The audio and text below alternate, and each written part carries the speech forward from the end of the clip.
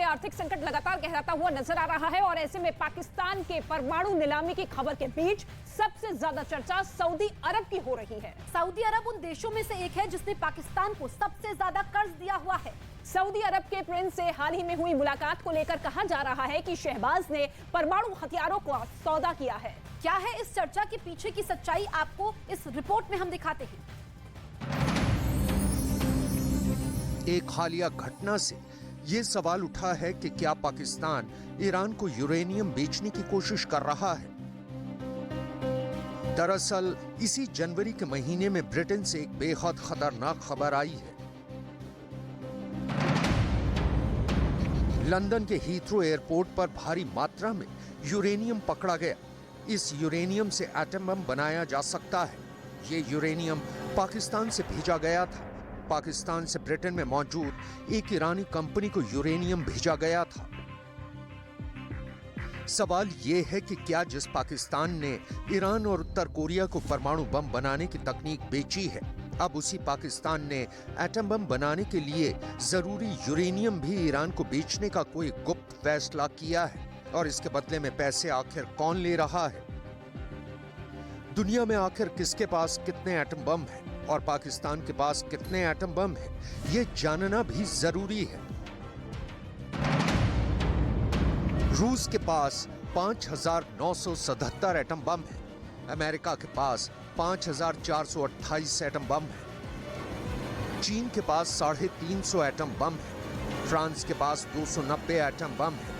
Britain के पास 225 atom bomb है और पाकिस्तान के पास 165 एटम बम है। सवाल यह है कि पाकिस्तान आखिर किस मुल्क को एटम बम बेचने जा रहा है। आपको याद होगा कि पाकिस्तान के नए आर्मी चीफ आसिम मुनीर सऊदी अरब के प्रिंस मोहम्मद बिन सलमान से मुलाकात के लिए गए थे। तब सऊदी अरब के प्रिंस ने आसिम मुनीर को उनकी हैसियत के मुताबिक एक पुराने टेंट में स्वागत करवाया था। क्या सऊदी अरब ही वो मुल्क है जिसको पाकिस्तान एटम बम बेचना चाहता है? क्या पाकिस्तान ईरान और सऊदी अरब की दुश्मनी का फायदा उठाकर दोनों के साथ डबल गेम कर रहा है? पूरी बात आपको समझाएंगे। पहले देखिए कैसे पाकिस्तान के न्यूज चैनल्स के स्टूडियो में एटम बम के बिक जाने का शोर उठा है। बहुत सीनियर एडवोकेट और बहुत सीनियर पॉलिटिशियन लतीफ खोसा साहब पीपल्स पार्टी के, उन्होंने ये कहा है कि हम अपना एटम बम भी बेचेंगे। वो एक जगह पर गुफ्तगू फरमा रहे थे जिसमें लतीफ खोसा ने ये कहा कि बेचेंगे क्योंकि अब हमारे पास कुछ बेचने को नहीं रहा, तो अब हम अपना एटम बम भी बेचेंगे। ये उनका कहना था। उन्होंने और भी बहुत सारी ऐसी बातें की हैं जो सुनने के काबिल हैं। दरअसल नेटो की रिपोर्ट इस मामले में गौर करने लायक है। नेटो की रिपोर्ट कहती है कि पाकिस्तान ने सऊदी अरब के लिए एटमी हथियार बनाए हैं क्योंकि सऊदी अरब ईरान के खिलाफ परमाणु हथियार चाहता है। सऊदी अरब पाकिस्तान के एटम बम की खातिर ही पाकिस्तान को कर्ज देता जा रहा है। जब एक पुराने से टेंट में पाकिस्तान की हैसियत के मुताबिक सऊदी अरब के प्रिंस मोहम्मद बिन सलमान ने पाकिस्तान के आर्मी चीफ आसिम मुनीर का स्वागत किया, तो क्या एटम बम के पाकिस्तानी जखीरे पर भी कोई बात हुई है? ये सवाल इसलिए उठ रहा है क्योंकि आसिम मुनीर के दौरे के बाद सऊदी अरब ने पाकिस्तान को आर्थिक पैकेज देने का प्लान तैयार किया है। सऊदी अरब के प्रिंस ने अपने अधिकारियों को निर्देश दिए हैं कि पाकिस्तान में सऊदी अरब के निवेश को 10 अरब डॉलर तक किया जाए।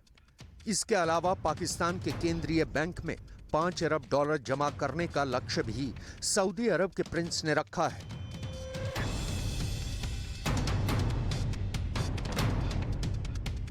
क्या पाकिस्तान को कंगाली के इस दौर में सऊदी अरब से मिल रही ये आर्थिक मदद एटम बम वाली किसी सीक्रेट डील का हिस्सा है? पाकिस्तान के टीवी न्यूज चैनल पर अक्सर नजर आने वाले जफर हिलाली ने इस तरफ इशारा भी किया है कि मैंने किसी से पूछा था कि भाई क्या कर्ज मिल सकता है पाकिस्तान को। कहता है 150 बिलियन डॉलर्स आपको ओवरनाइट कर्ज दिला सकते हैं। अच्छा। मैंने कहा अच्छा, और किस चीज को हम क्या मॉर्गेज करेंगे? हंस के कहता है न्यूक्लियर वेपन्स। 150 हमारे कर्ज सब चले जाएंगे।